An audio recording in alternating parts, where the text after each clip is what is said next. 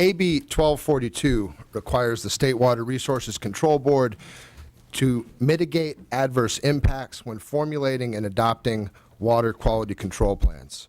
For the past 2 years, the State Water Board has considered a proposal to significantly increase the amount of water being diverted out of the San Joaquin Valley as unimpaired flows.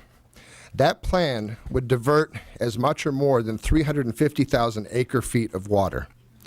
Members, to put this in perspective, this is an amount of water equivalent to the entire capacity of San Francisco's Hetch Hetchy Reservoir. This is an amount of water that is more than the total annual deliveries of either the Merced or Modesto irrigation districts. The Water Board's rationale for diverting this amount of water is to improve environmental conditions in the Delta. But this is a false choice.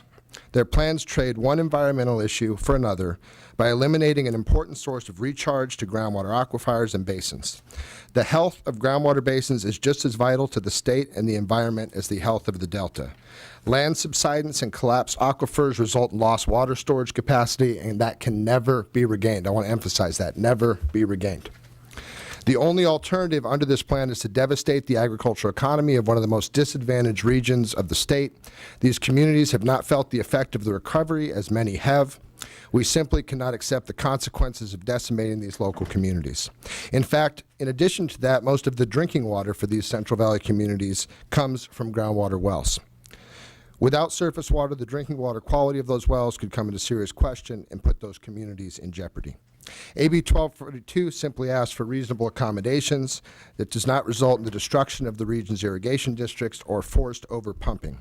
It is fair, it is modest, and it is essential if one of California's most economically disadvantaged areas is ever to benefit in the state's recovery.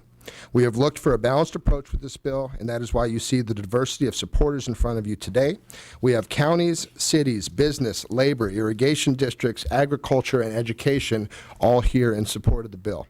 I want to just touch on a couple of things. Both Mr. Garza, Assemblymember Williams raised balance on this subject, and I think, in fact, that's what we're driving towards, is, in fact, achieving some kind of balance. You can't the board staff themselves raised the discussion, well, how would we mitigate? Money, projects? Yes, those are options.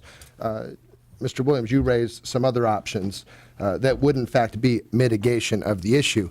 But if the end of the day we leave statute in place, members, that allow the water board to say the decimation of your community, a take of this enormity, is significant but unavoidable, that's unacceptable.